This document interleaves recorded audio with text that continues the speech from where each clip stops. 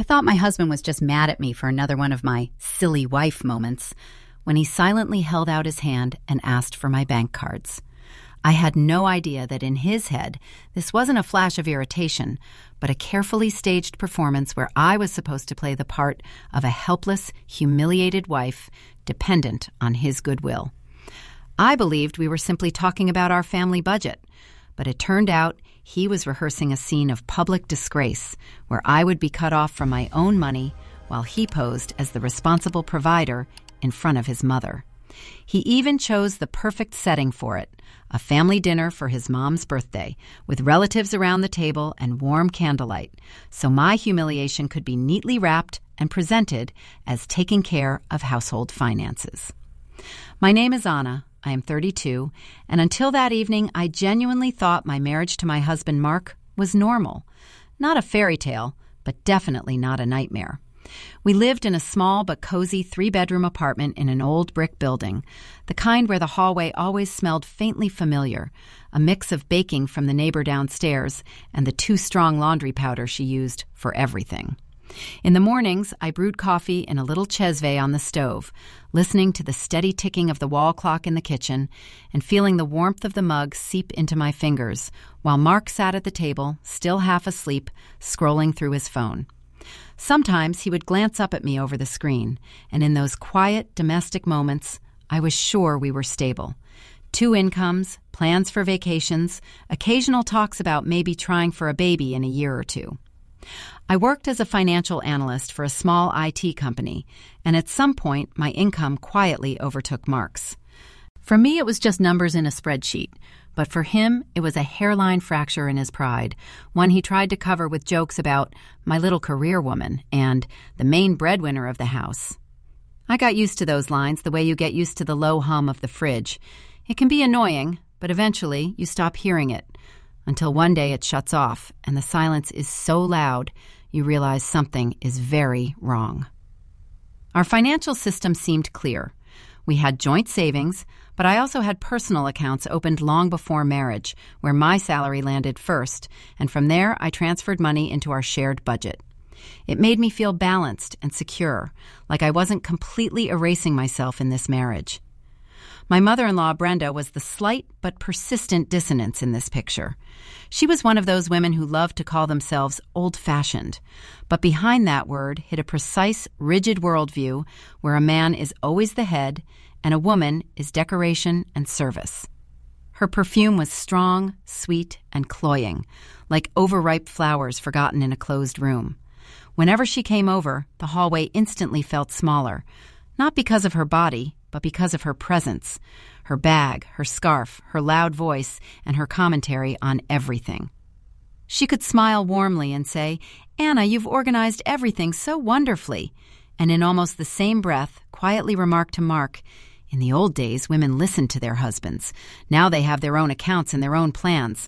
Don't be surprised when families fall apart." I taught myself to let those comments slide past me. Mark pretended they annoyed him, and sometimes after she left, he would roll his eyes and say, "You know how Mom is. Her brain is stuck in the 80s. We would laugh, I'd pour us tea, and life would seem predictable again. The apartment felt like my quiet front line. The dining table with a scratch on one corner where I once dropped a heavy ceramic bowl, the sofa with slightly worn armrests, the narrow balcony where I kept potted herbs and an old folding chair. I loved cleaning the kitchen on Sunday mornings with music playing softly in the background, feeling the cool tiles under my bare feet, the faint smell of dish soap, and the sunshine strip crawling across the floor as the day woke up.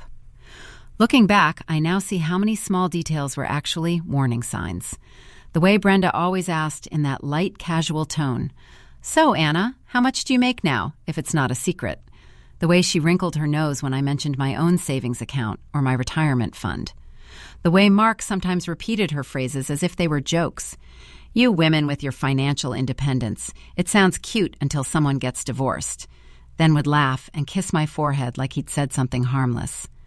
Back then, I forced myself to think I was being too sensitive.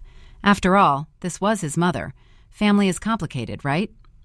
The first time Brenda openly raised the topic of control over money was at our place, on an otherwise peaceful Saturday. The kitchen smelled like freshly brewed coffee and cinnamon. I had baked simple cinnamon rolls that morning, mostly because I enjoyed the slow ritual of kneading dough and waiting for it to rise. Brenda sat at the table, her elbows slightly too far onto the tablecloth, her cup of coffee held in both hands like a prop. She watched me as I moved around the kitchen, and I felt her eyes on my back like a physical weight.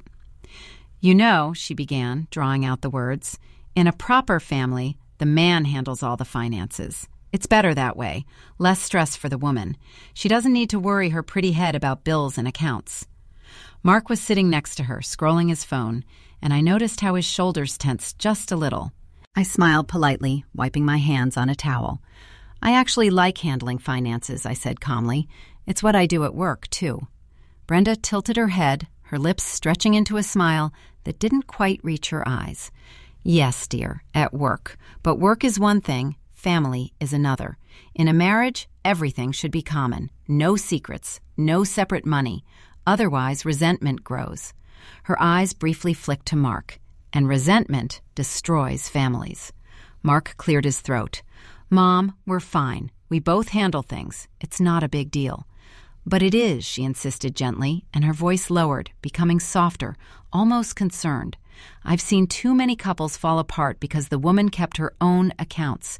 Then one day she leaves, and the man is left with nothing. Or the other way around. The man gets tired of being used, and he leaves. You don't want that, do you, Mark?" It was the way she said "used" that made something cold coil in my stomach. I felt my fingers tighten around the edge of the towel. I caught Mark's eyes for a second, and he quickly looked away, focusing on his cup. "Nobody's using anyone," he muttered. "Mom, drop it." I should have pressed then. I should have asked Mark what exactly his mother had been telling him, what stories she'd been feeding him. Instead, I took a deep breath, forced a neutral smile, and changed the subject, talking about some new project at work. It was easier to pretend everything was fine than to dig into the uncomfortable truth.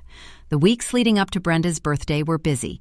At work, we were closing the quarter, and I often came home later than usual. Mark complained a couple of times that we barely saw each other anymore, and I tried to reassure him, promising that once the report was finished, I would take a few days off. At the same time, I noticed him spending more evenings at his mother's house, helping her with things. When I asked what those things were, he shrugged vaguely.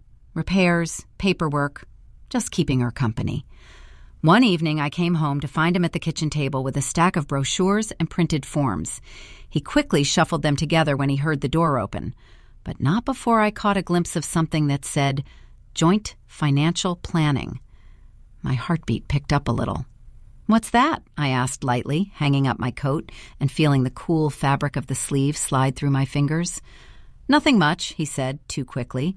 "Just some stuff Mom got from the bank. She's thinking about restructuring her accounts. You know how she is."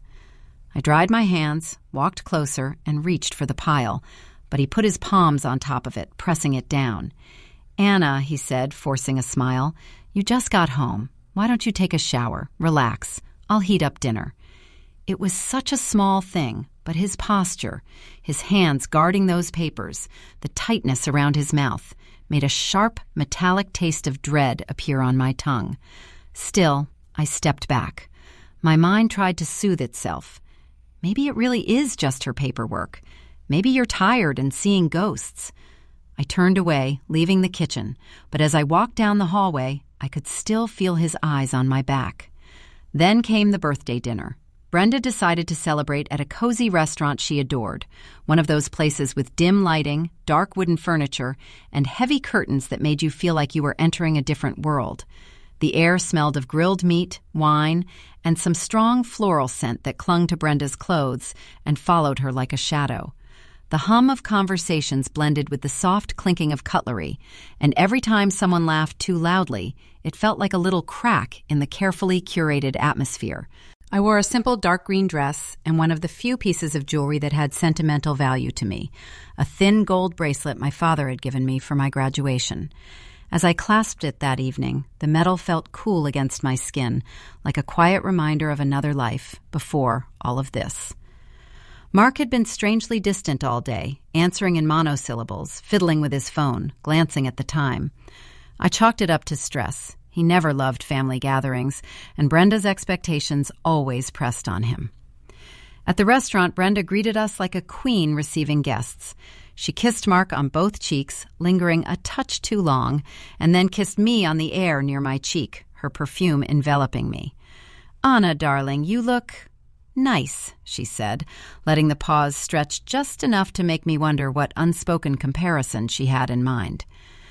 We sat down at a long table, Brenda at the head, of course. Mark sat to her right, I to his right.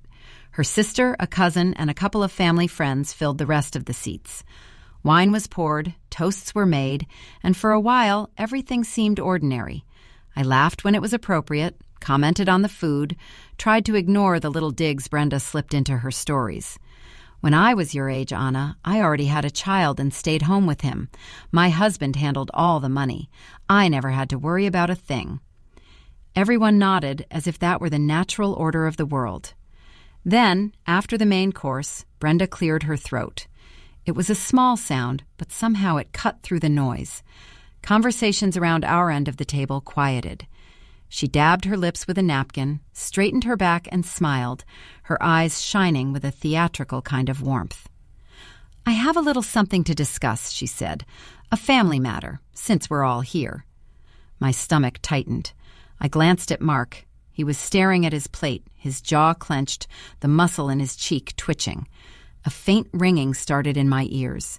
"Mark and I talked," Brenda continued, resting her hand on her son's forearm, "about how hard he works, how much responsibility he carries, and about how certain things in your marriage, Anna, might be unbalanced." There was a murmur around the table. My throat suddenly felt dry. I swallowed, feeling the roughness of it like sandpaper. "I'm sorry?" I asked, trying to keep my voice steady. She turned that bright, almost maternal smile on me. "Don't be so nervous, dear. This is for your own good, too. You see, Mark has been very worried about how you handle the money. You earn more now, and everything is split, separate. It's not healthy. It creates distance, distrust." She shook her head with a sigh. "In a real marriage, finances are unified." I felt every pair of eyes at the table shift to me. The room seemed to shrink. The candle in front of me flickered, and the shadows on Brenda's face sharpened. "Mark never said he was worried," I replied slowly, my voice sounding unfamiliar in my own ears. "Oh, he's a man. He doesn't like to complain," Brenda said quickly. "But he's my son. I see when something is wrong." She squeezed his arm. "He feels like he has no control, like you don't trust him, and that hurts him. Right, Mark?"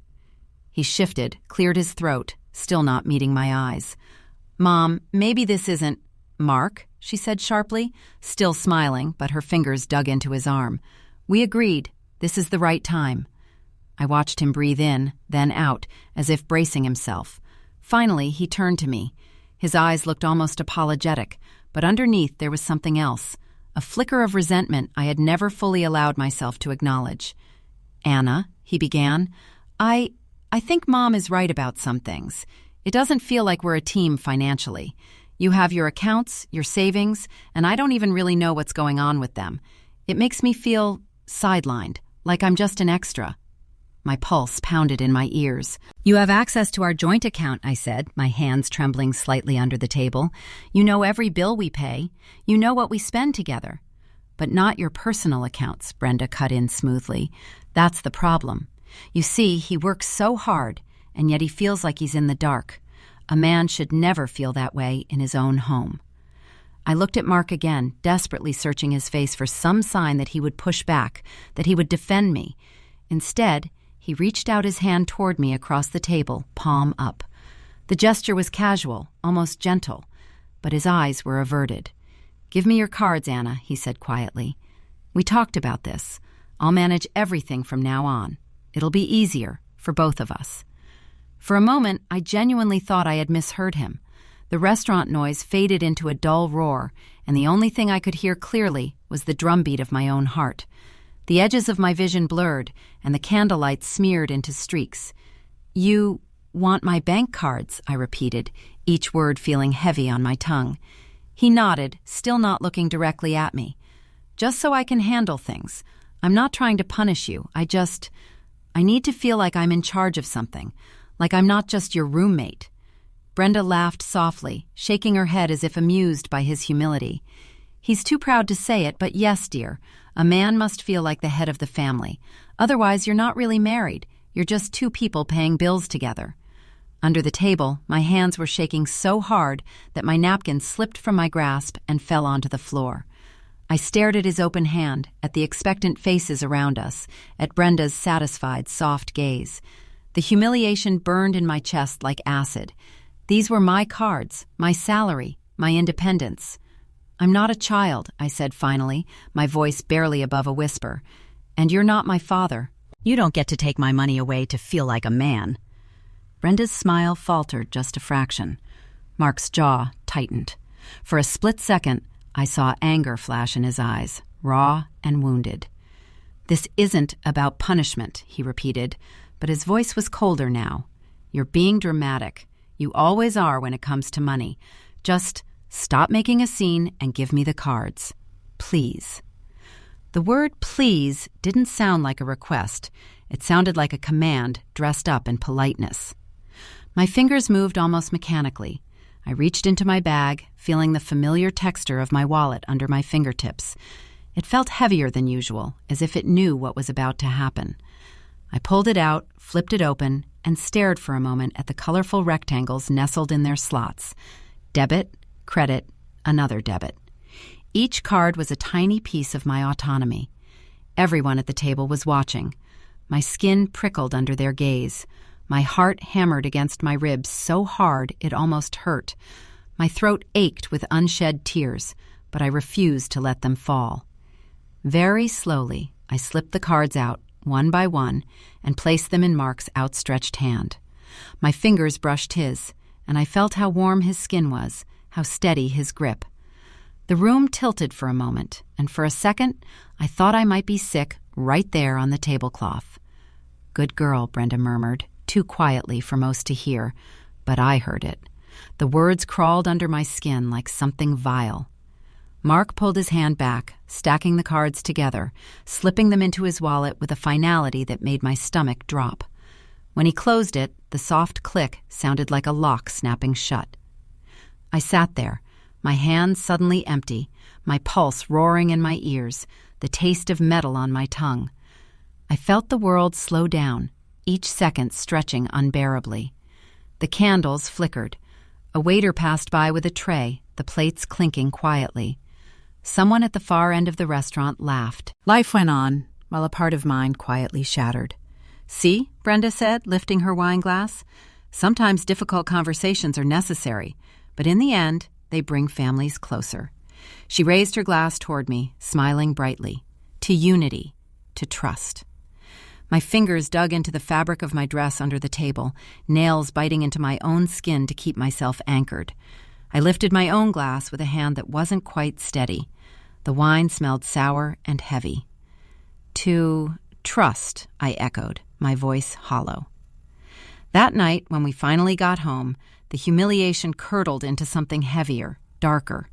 Mark acted as if he had done me a favor. He tossed his wallet on the dresser, kicked off his shoes, and dropped onto the couch with a sigh, turning on the TV like it was any ordinary evening. "I hope you know I did that for us," he said at one point, not taking his eyes off the screen. "You're too emotional about money. Mom's right. This will make things simpler."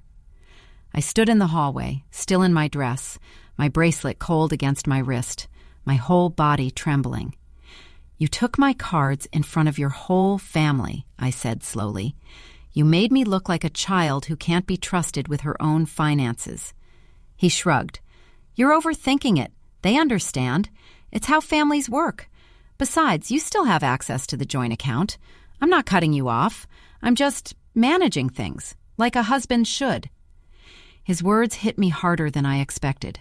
In that moment, I realized he didn't see what he had done as humiliation. To him, this was a restoration of his role, a rebalancing of power. To me, it was a theft disguised as tradition. That night, I barely slept. I lay awake, staring at the ceiling, listening to Mark's slow breathing next to me. The bedroom was dark, the only light a faint glow from the street lamp outside, casting pale stripes across the ceiling. My mind raced. Without my cards, I couldn't access my personal savings easily. I could transfer money online, yes, but he had been pushing recently to simplify our banking, to merge more accounts. I suddenly remembered the brochures on the kitchen table, his secretive behavior, Brenda's pointed comments. A cold realization spread through me. This wasn't impulsive. This had been planned. In the morning, as the first gray light crept into the room, I made a decision. I would find out exactly what they had been planning behind my back. Mark left early that day, saying he had to meet a client before work. I watched him put his wallet into his pocket, the same wallet now holding my cards, and felt an almost physical ache in my chest. As soon as the door closed behind him, the apartment fell into a heavy silence. I sat on the edge of the bed for a few minutes, feeling the rough weave of the blanket under my fingers, letting the quiet settle around me. Then I got up, went to the kitchen, and opened the desk drawer where we kept our shared papers. Bills, contracts, statements, all the boring debris of adult life. I sifted through them, the crispness of the paper scratching my fingertips, my heart speeding up with every passing second. It didn't take long to find what I was afraid of. A thin folder tucked toward the back, one I didn't recognize. My hands shook as I pulled it out. The cardboard felt oddly warm from being wedged among other documents. I set it on the table, took a deep breath, and opened it. Inside were printouts from the bank, applications, new account forms, a proposed financial plan. My name appeared alongside Mark's in several places. My eyes raced over the words, catching phrases like primary cardholder, Mark, and consolidation of assets, automatic transfers, limit access to secondary user. There were signature lines, my name typed neatly beneath them. And on one of those pages, in sharp, familiar strokes, was my signature. Only it wasn't mine. My vision tunneled, the edges of the paper blurred, letters swimming together. My hands started to tremble so violently the pages rustled like leaves in a storm. I had to grip the edge of the table to steady myself.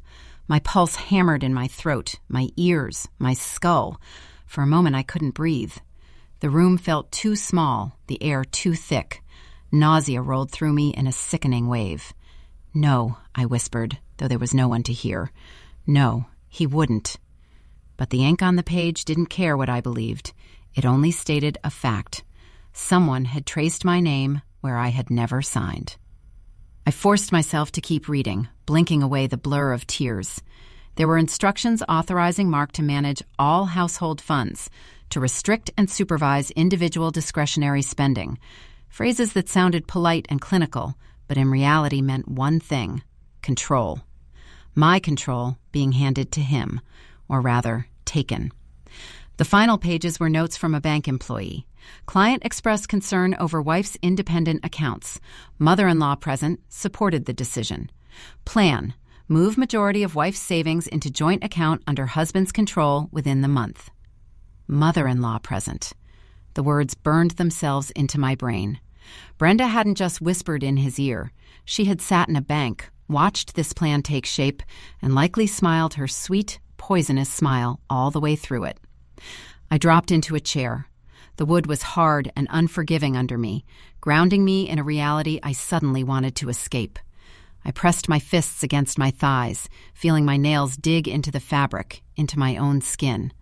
The nausea wouldn't let go.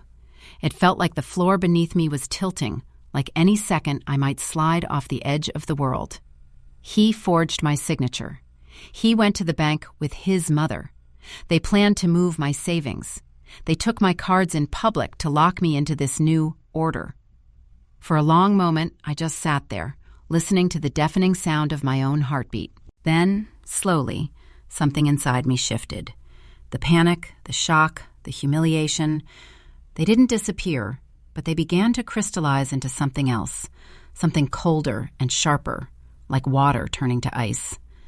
I thought of Brenda's satisfied eyes, of Mark's open hand at the restaurant, his refusal to look me in the face as he took my cards, of that quiet, good girl, of the word unity used like a weapon. No, A calm, icy no echoed inside me, firm and absolute. I stood up, picked up the folder, and took it to the bedroom. My movements felt oddly steady now, as if my body had found a new rhythm. I took out my phone, snapped clear photos of every page, every forged signature, every note. I backed them up to the cloud. Then I carefully put the papers back where I found them. I smoothed the top page, aligning the corners as if nothing had been disturbed. After that, I went to my laptop. My fingers flew across the keyboard, logging into my online banking.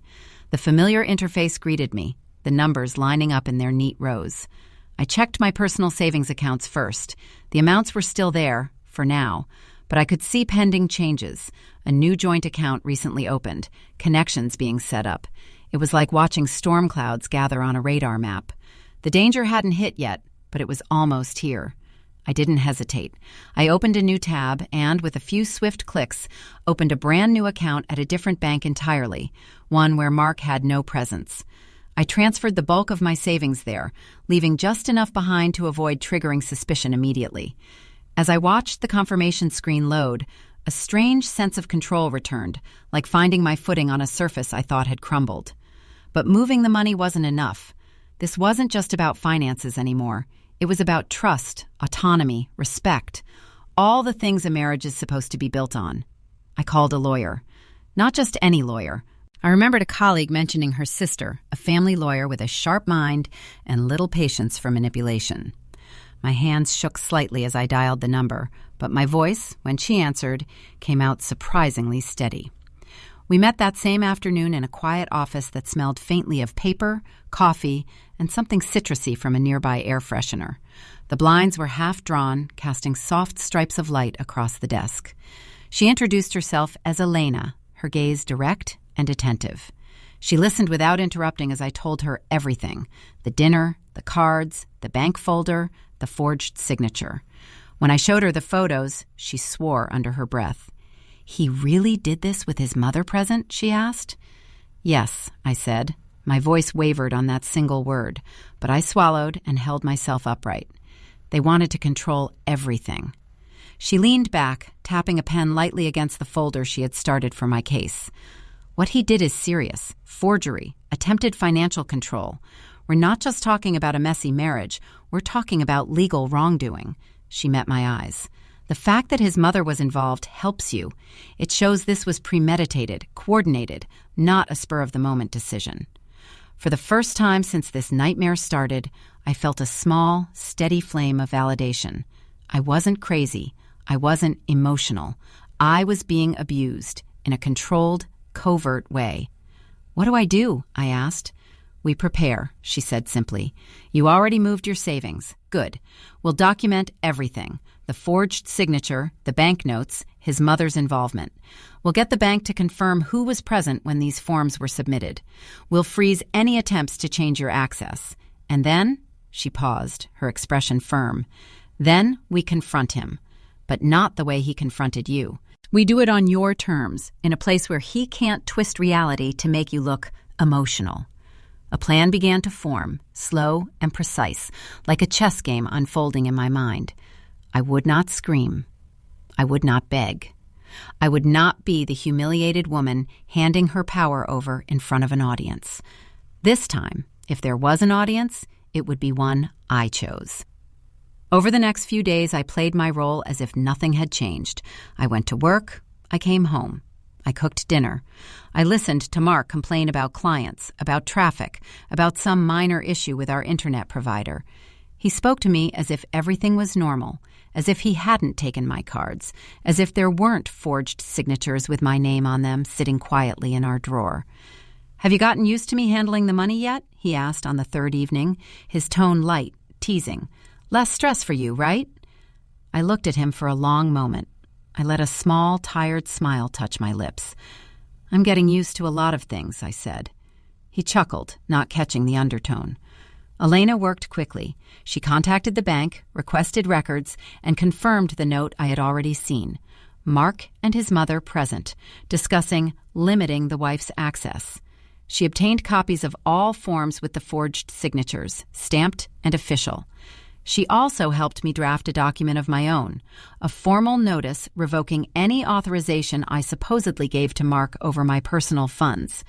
Clear, legal language, leaving no room for misinterpretation. Finally, she suggested something that made my heart pound with anxious anticipation. Invite him and his mother to a discussion about finances at a neutral location. I can be there. We'll make sure there are witnesses, maybe a mediator, even someone from the bank. Let them think they're coming to finalize their little plan. Then we turn the table. The idea was terrifying. It was also satisfying in a way I didn't expect. I chose a Saturday afternoon and told Mark we needed to talk about money with his mother present. His eyes lit up with something like triumph, as if he had finally broken me and I was now ready to accept their terms. "Good," he said. "Mom will be happy. She's been worried you'd dig your heels in forever." I smiled slowly, keeping my gaze steady. "I'm done digging my heels in," I replied. "It's time to make everything clear." We met not at Brenda's house, not at ours, but in a small conference room at the bank. Elena arranged it through one of her contacts. The room was bland but bright, with a rectangular table, a few chairs, and a glass wall that looked out onto a hallway. There was no place to hide, no cozy curtains, no dim lights, just fluorescent brightness and clean lines. The air smelled faintly of paper and toner ink. Brenda arrived first, dressed in her best suit, her perfume preceding her by a full 2 seconds. She looked around the room with thinly veiled approval, as if this were all part of her carefully orchestrated script. "Anna," she cooed, "I'm so glad you finally came to your senses. Money is too big a responsibility for one person. A young woman can make such silly mistakes." "Good afternoon, Brenda," I said calmly. Mark walked in shortly after, a little breathless, adjusting his tie. When he saw Elena sitting at the table, a folder neatly stacked in front of her, his stride faltered. "Who's this?" he asked. "My lawyer," I said. The word hung in the air like a sudden drop in temperature. Brenda's smile froze. "Your lawyer? Anna, really, darling, there's no need to dramatize. This is a family discussion, not a court case."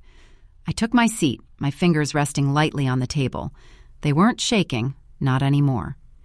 "You made it a legal matter when you went to the bank with forged signatures," I replied quietly. "I'm simply catching up." Mark's face drained of color. "What are you talking about?" he asked, but his eyes flicked to Brenda, betraying him. Elena opened the folder with a soft, deliberate rustle. "Mr. Taylor, Mrs. Taylor," she said, her tone crisp but polite. "We have copies of the applications you submitted to this bank, the ones where Anna's signature was used to authorize you, Mark, to gain broader control of her personal accounts." She slid the pages across the table. The forged signatures stared up at us in ink. Brenda's lips parted in a small, practiced gasp. "There must be some misunderstanding," she said quickly. "Anna, you probably just forgot you signed—" "I don't forget when I sign legal documents," I cut in.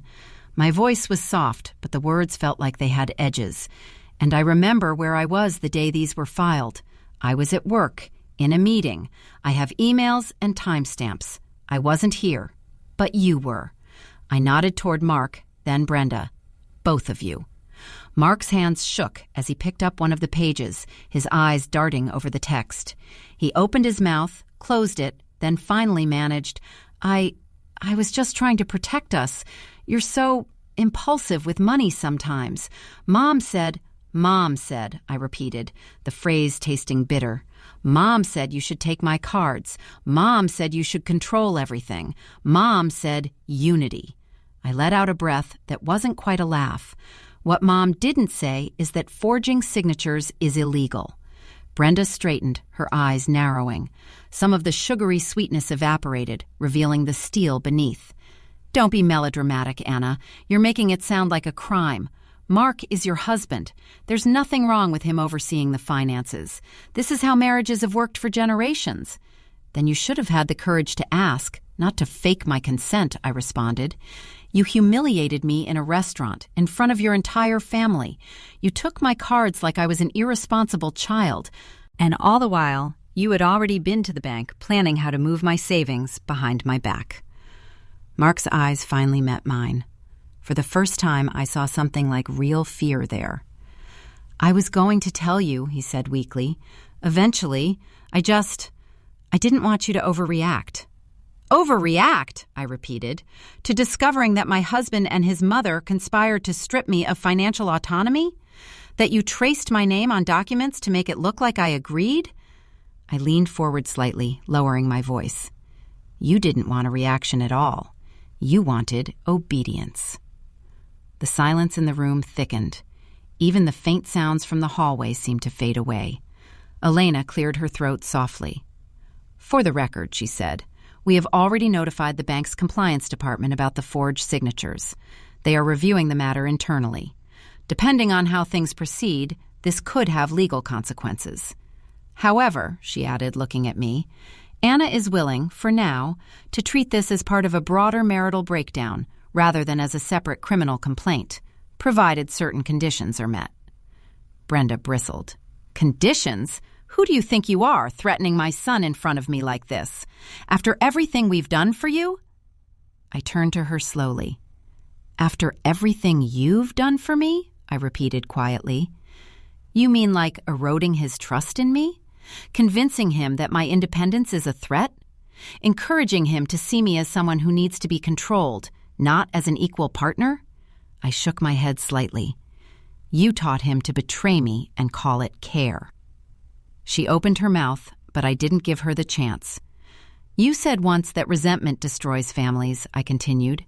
"You were right, but you misjudged who would end up resenting whom." Mark swallowed hard. "Anna, we can fix this," he said. "We can roll back the forms, forget about the cards, start over. I made a mistake. I just wanted to feel like I mattered, like I wasn't being replaced by your job, your accounts, your independence." There it was, the raw truth under all the justifications. He didn't want a partner. He wanted a pedestal or a subordinate. Maybe both. I regarded him in silence for a long moment. The room felt strangely calm now. The initial shock, the nausea, the shaking, they had given way to a clarity I hadn't felt in months. "You mattered to me," I said finally. "You still do, in some way. But you matter as a man, not as a banker, not as a warden. I never asked you to compete with my salary. I never put a value on your worth as a husband based on your income. You did that to yourself. And then you tried to fix it by cutting me down." He flinched as if I'd slapped him. "I can deal with hurt feelings," I went on. "I can deal with insecurity. I can deal with arguments about money and roles and expectations. What I can't deal with is betrayal dressed up as concern. You didn't just cross a line. You tore it up and pretended it never existed." "So what now?" he asked hoarsely. "Now," I said, sitting up straighter, "we separate our lives the right way. Legally. Cleanly. I will not stay married to someone who thinks it's acceptable to forge my name and humiliate me in public to feel powerful." I paused. "We'll start divorce proceedings. I will protect my assets. And I will make sure there's a record of everything that's happened, so you can't try this with anyone else." Brenda's face twisted with outrage. "You ungrateful girl," she hissed. "After everything my son has done for you, you're going to throw him away over a few pieces of paper? You're emotional. You always were. He warned me." I turned to her, and I felt the words form on my tongue before I even decided to speak them. They were calm, sharp, and carried all the weight of what I had survived. "He knew," I said quietly.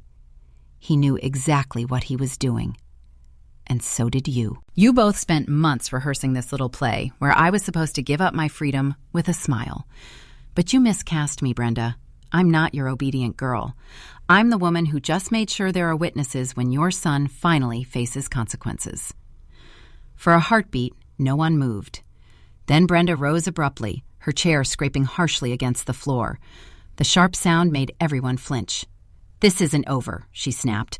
"You'll come crawling back when you realize no man will put up with you and your independence." I stood up as well, gathering my bag and the calm I had fought hard to build. "If the price of a man's presence in my life is my freedom," I said, my voice steady, then I would rather walk alone. That was the last time I saw her. The months that followed were a blur of paperwork, negotiations, and quiet, painful adjustments. There were moments when I cried, alone in the shower, in my car, in the kitchen while the kettle boiled and the apartment felt too empty. Grief for the marriage I thought I had, mixed with anger at the one I actually experienced. But there were also moments of unexpected peace. The first time I used the new bank card tied only to my name, standing at a grocery checkout line, feeling the smooth plastic between my fingers, I almost laughed from pure relief. The first morning I woke up in my new, smaller apartment, one I rented on my own, with white walls and a tiny balcony, I stood barefoot on the cool floor, wrapped my hands around a mug of coffee, and listened to the quiet. No pointed remarks, no forced explanations about where my money was going, just the soft tick of a cheap clock and the distant hum of the city. Legally, things worked out in my favor. The forged documents, the bank records, Elena's careful strategy, they all combined into a solid case. Mark tried to argue at first, tried to paint me as hysterical and paranoid, but the evidence was too clear. In the end, he backed down, agreeing to a settlement that returned full control of my finances to me and left Brenda fuming on the sidelines, her narratives collapsing under the weight of actual facts. Sometimes coworkers would ask what happened between us. I usually shrugged and said something vague about different values and irreconcilable expectations. The full story, with all its slow, creeping dread and sudden clarity, felt too large, too personal to compress into casual small talk. One evening, months after the divorce was finalized, I found myself back in a small cafe not far from my new place. The light was warm, the smell of coffee and baked goods soft and comforting. I sat by the window, watching people hurry past on the sidewalk, each carrying their own invisible battles. I pulled my wallet from my bag and opened it, just for a second. The card slots were filled with my cards again, each one a little rectangle of autonomy. I ran my thumb over the embossed numbers, feeling the faint ridges under my skin. The sensation was grounding, real. I thought of that night at the restaurant, Brenda's raised glass, Mark's outstretched hand, the suffocating expectation that I would comply to keep the peace, the shame, the nausea, the feeling that the ground had vanished under my feet. And then I thought of the bank conference room, of Mark's white face when he saw the evidence laid out in front of him, of my own voice, calm and sharp as glass, saying, you knew all along. Maybe that was my real revenge, not draining his accounts or destroying his reputation, not screaming or throwing plates. My revenge was simple, precise, and irrevocable. I refused to play the role they wrote for me. I walked off their stage and built my own life from the broken pieces they left behind. As I sipped my coffee, the warmth spreading through my chest, I realized something else. They had tried to teach me a twisted version of unity, one where love meant surrendering control, where we meant you obey. But I had learned a different lesson. Trust is not a man's hand closing over your bank cards in public. Love is not a forged signature on a hidden document. Family is not humiliation wrapped in the language of care. Real unity, I decided, starts with a single, quiet truth. I belong to myself first. And this time, no one gets to take that away with a smile and a pen.